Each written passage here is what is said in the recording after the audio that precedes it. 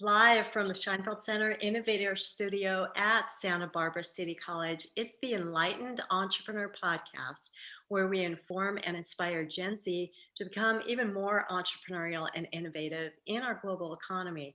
I'm your host, Julie Sampson, director of the Scheinfeld Center, and thank you everybody for joining us. This is where we build livelihoods that matter, learn how to become our own bosses, and make the world an even better place.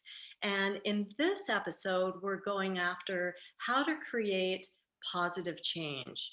And this is relevant because Gen Z is on target to become the most entrepreneurial generation to date. And they're very motivated towards making impact with global issues, sustainability, social good. In fact, about 62% of Gen Z believe that they have the potential to create impact in the world, and almost half believe that they'll invent something that changes the world.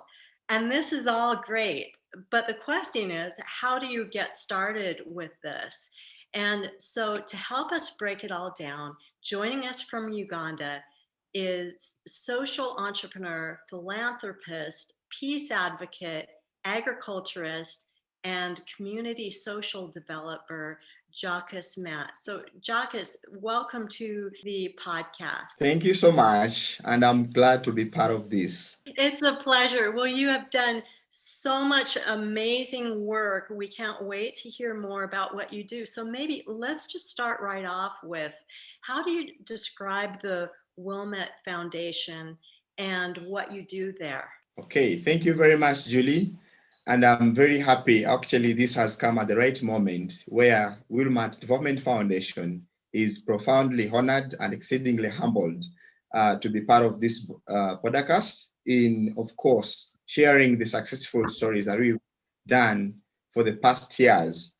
WDF, if I can narrow it down, is that it's a non-governmental youth-led organization that is focused on empowering underprivileged communities in Uganda, East Africa at large, of course, where we envision building resilient and self-reliant communities with a mission of empowering those very underprivileged ones with practical skills for sustainable development. So far, we are working in 3 regions of Uganda in particular, where we are in the central region, the eastern region, as well as the western region, where we've been working mostly with women, where we work with, of course, when I look at the women, here I'm looking at the young mothers who are always ignored by their husbands, like our fathers did, maybe, differently abled persons, widows, as well as the elderly. Remember, these are categories of people whom we look at under the women. Now, when you look at the youth, we look at the boys and girls, especially in different matters that affect the boy child alongside the girl child. They all have needs which need to be responded to. And when it comes to the men, they're also involved in our work to ensure that there is what we call gender equality. When it comes to the scope of work, we look at climate smart agriculture as one of the programs that we carry out in line with empowering communities through incorporating modern farming methods into the traditional methods. Another one is women economic empowerment, which looks at, of course, women on how best they can raise back stronger when it comes to being financially stable and independent, as well as knowing their rights. So it's not all about entrepreneurship that we bring to them, but also them, the women, understanding their purpose in entrepreneurship. When you look at, of course, the youth empowerment, here we look at the young people, be it those who are at university and those that are out of university, on how best can they build their career. For example, Africa in particular, you realize that there are so many people or young people who are at schools of high learning, but they really don't understand what exactly they need to do at the end of it, or at the end of the course, 3 years, 4 years, 5 years down the road. But at the end of the day, they enter the job market without knowing exactly what they are supposed to do. There are a lot of amazing work that we are doing under those scope of work. Okay, great. So let's focus in on the entrepreneurial support that you offer women and also youth. What exactly are some of the dynamics that you saw that indicated these two groups, women and youth, really need help learning entrepreneurial skills? And how did you know that you were the right person to address this need? When you look at the coverage, for example, if I look at the women, you realize that Uganda overall, women do not have the same opportunity as men to gain paid employment, um, that or to benefit from the working experience that they have, be it contacts and the opportunities to accumulate savings from salaried income. As an organization, for example, at my end, it was before in 2014, early enough, when I had the passion because of the background that we come from. Someone else can call it what you call a humble background or a poor background, where you have grown with your mom who takes care of you from the first day up the last day, and also through the hand of those who really feel like if you have the opportunity like other children, you could be someone else, you could be someone better.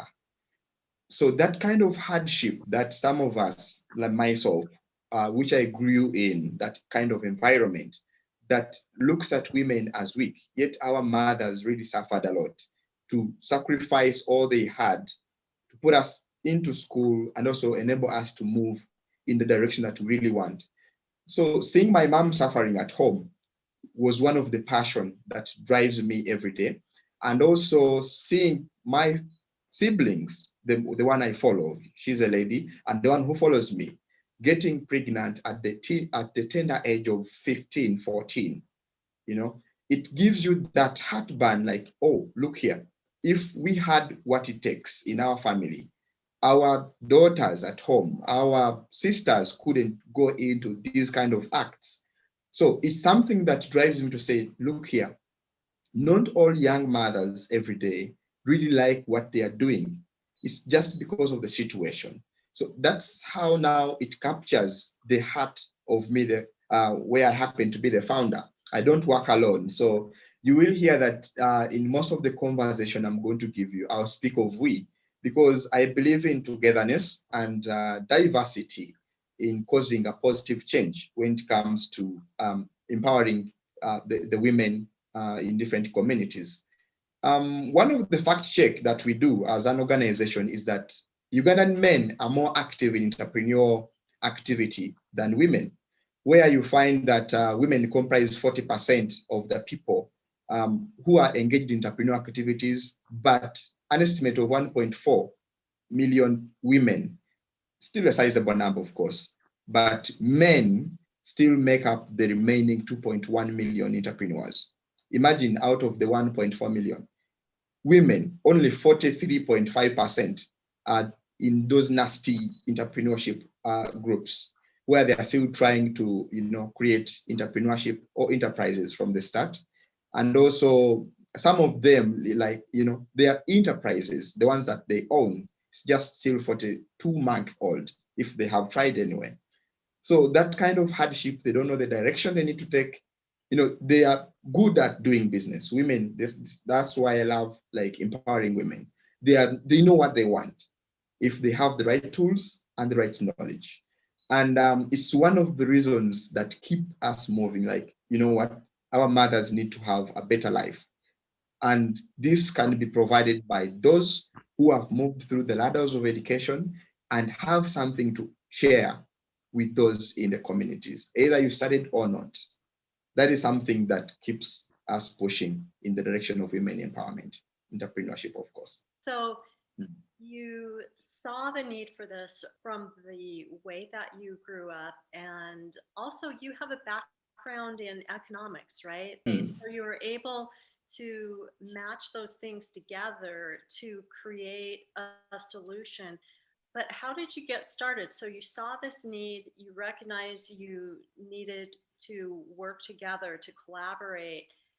How did you get the whole thing started? I think that's what can be so challenging for people who see a big need that they want to Mm. address, but just getting started can be so challenging. How did that go for you? At my end, to help and support women, it's something that, of course, was very challenging. For example, in the journey of development, if I look at Wilmat, it's not how the name is, it's willingness matters in development. That's what it means. So to cut it short, we say Wilmat. Oh, Willingness matters in development. Because if we don't have the mindset to change, social entrepreneurship, everyone is an entrepreneur, but the approach always matters. Having a background of economics, I can tell you that today I'm doing more because there are a lot of missing gaps when it comes to implementation. And organizing young people to join the cause, it's always a challenge. Where most of the young people that we have today always believe in the soft copy. Here I mean where you go to office, you sit, you earn salary at the end of the month, and then you go. When you look at climate smart agriculture, a small percentage, let's say around 14.5% of the young people are actually engaged actively in the agriculture sector, and they feel like they can't. So as an organization, we began with agriculture. And as an individual, I'm an entrepreneur. So I believe in starting small, and it has kept on growing step by step. Challenges have been there where some of the young people that join us always want to, an idea is something that is born, and it's the mind that drives the idea. So to take on what, let's say, Julie, you begin with an idea to make bracelets, which is one of an economic activity that women are engaged in here, so that you support the families that you're working with. Then at the end of the day, someone says, oh, look here, I do it better than Julie. So if you give me the support, I can do it much better. Of course, but the direction and the vision that we have is what has kept us, of course, moving from leading teams, strategic planning, implementation, monitoring, and evaluating all the steps we take. So it's one of the important key items that aspiring entrepreneurs out there should take on. Resilience is key, no matter how challenging the environment is, because we are not the first innovators. We are just, changing the status quo of what was done before, then revising how it's done to a better way. yes, excellent. I really like what you brought up, the idea of establishing and keeping the vision in mind of what you want to create, keeping resiliency around you because there's going to be challenges that come up, and it's just important to be able to bounce back. And then you also talked about the importance of collaborating and working together with other people. Yes. How did you identify the right team members to work together on this? Being talented, it comes from your mindset, and your way of work also attracts, magnet. If you turn them differently, I try to apply knowledge from other subjects, no matter what my background is as an economist. But I feel if we try to apply the theoretical knowledge into practice, you know, same poles repel, isn't it? But unlike poles, they attract. And I always look at talent from what can you do, not what papers do you have from school. We have those that I have managed to, recruit, because I believe in talent, and also helping young people realize their talent is also another thing, where I have exposed more than, I think, around more than 100 something plus, just through the organization, interning with us locally, if I talk about the local. And at the end of the day, from these very people who come to do internship at the organization, they end up being absorbed. But to be retained also depends on how have you been performing. Because not all the young people who join really know what exactly are the core work schedules, be it how you're going to implement programs. What many young people look at is the salary that I want to bring on table, which is actually not a correct answer when it comes to entrepreneurship. It's all about innovating and also understanding your customer base. You know, I think the situation with COVID, Mm, the pandemic, has really had an effect on education. And so this question is coming up about what is the real value of getting a degree. What you get on paper is the way that you talked about it. And uh, how does that compare to going out in the world and getting real practical experience? And one of the things that you bring up is if people are going out in the world and looking at that practical experience, when they come across an opportunity like the one that you are offering, it's really important to show up in a big way, right? mm, Maybe they're not bringing their expertise that they gained in school, but they're bringing other skills just by the matter of the life that they have lived and the ambition that they have. So I think it's a really good point for Gen mm. Z to recognize, they really have talents to bring to the table, but it really requires showing up. And then, like you're talking about in your organization, that's how they show up and how your organization can really utilize them to help create this big change. In our quest to amplify um, the knowledge and also the networking skills of many young people, COVID-19, of course, has been a challenging situation where most of the activities, for example, at our end, not only us, but across the globe, many entities used to implement their programs. Remember, we have differences in the way we implement our work. We have those that advocate, then we have those that are at the grassroots when it comes to implementation.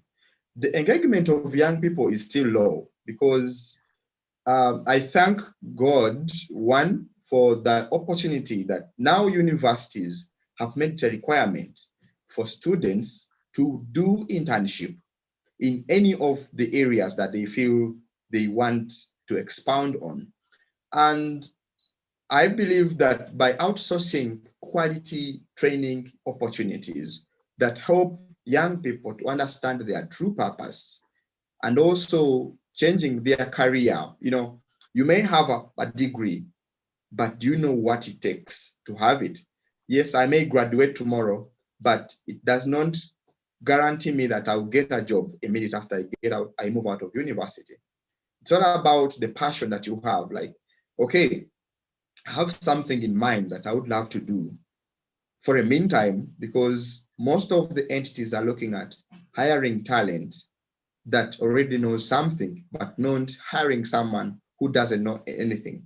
I always give an example of a student joining university today, and he goes ahead to apply for a part-time job.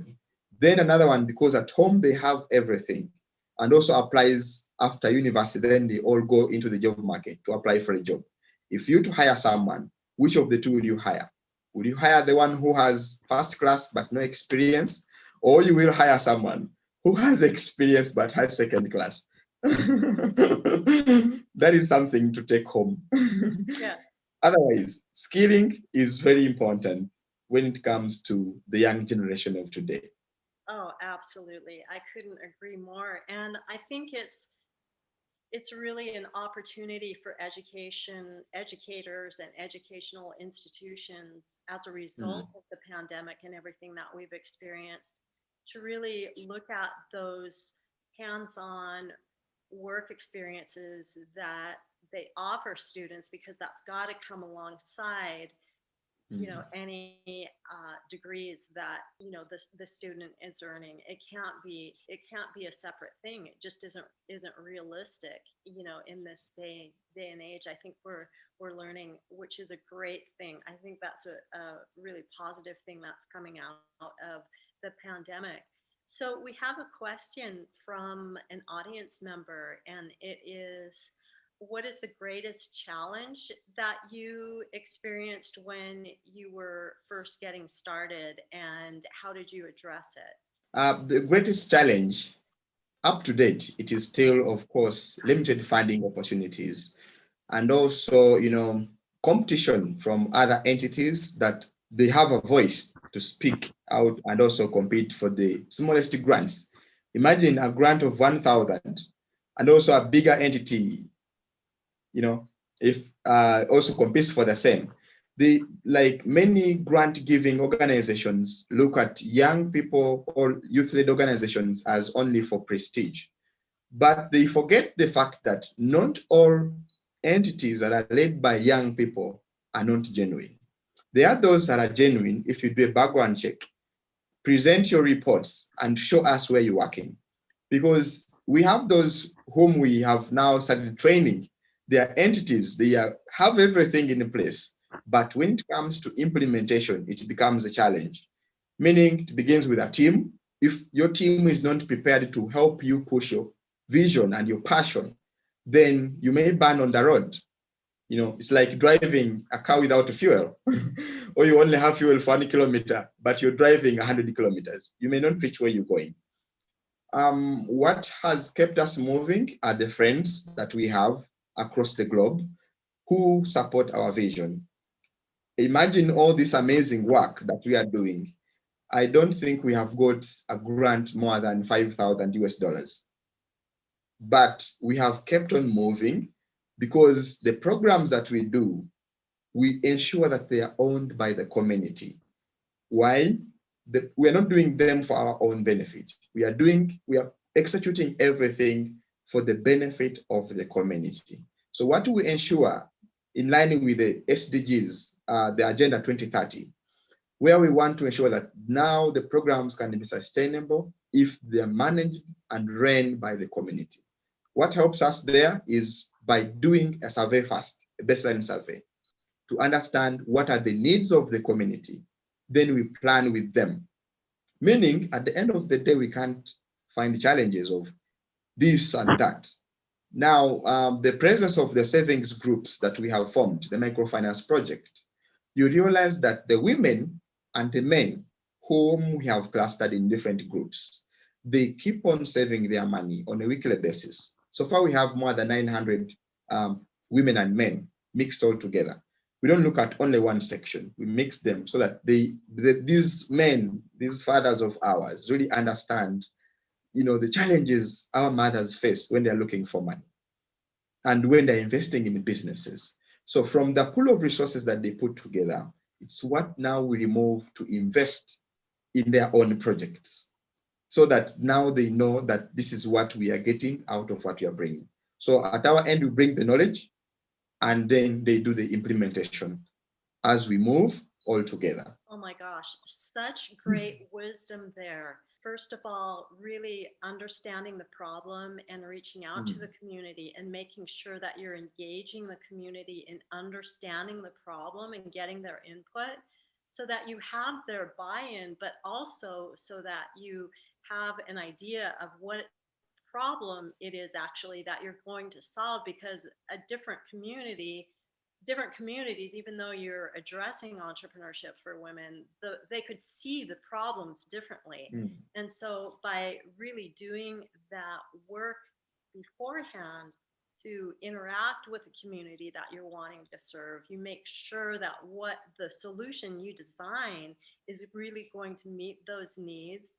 And then it seems like, from what you're saying, it just has this snowball effect, because if you're collecting data on the impact that you're making, that helps attract the funding that you need, because people can see that it's very targeted and that you have a plan for how you're going to address it.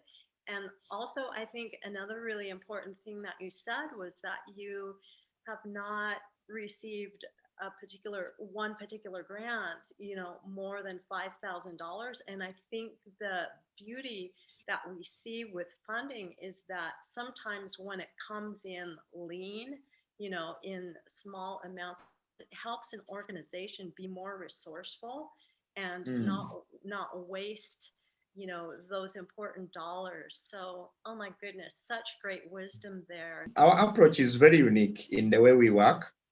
So as long as we have what it takes to do what we really need to do. Imagine this beginning from the West, but we are already in the Central, the Eastern, now we are also establishing another branch in the northern Uganda. We saw challenges that communities face. Of course, we have many entities that have what it takes, they have the resources, but the implementation is really a challenge. They always have maybe to make the funders happy by doing a one-time activity and it's done. But what is left behind the minds of those that you are implementing these programs to? Are they really involved?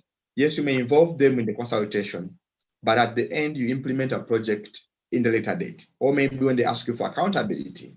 At our end, we say, of course, no one is willing to give you a grant when they don't see anything. But because of the amazing work we are doing, so it's why we keep on being motivated. I say, okay, let's keep on moving. Let's show the world that we can. Let's unite all together and ensure that at least the communities that we live in are a better environment for even the outsiders to be happy with them. So grassroots engagement has indeed been beneficial when it comes to implementing of various programs. It's the way that we're really going to make change together. You know, there does have to be, you know, more from the top down regulations and, you know, support that way. But we can't wait for that to happen. It needs to start now with the grassroots approach. And as you had mentioned the United Nations Sustainable Development Goals, we'll put the link to those goals underneath the video.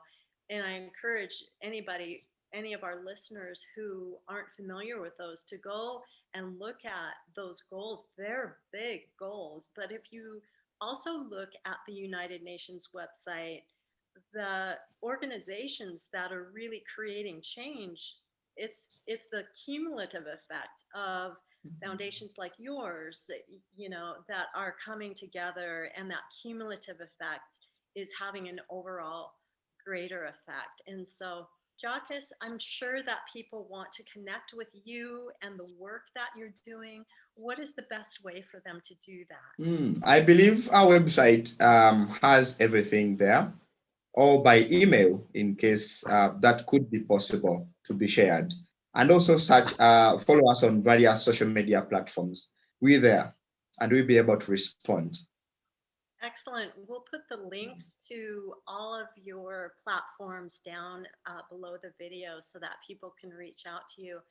Jockas, I can't thank you enough for being our guest here today. So many people want to create positive change, and it can just be so challenging to know where and how to start. And you've given us a lot of great tips. So we hope that you'll come back again, do the podcast and share more of your good work so we can keep up with what you're doing. Thank you very much, Julie. Okay, everybody, thank you to our audience for stopping by and checking us out.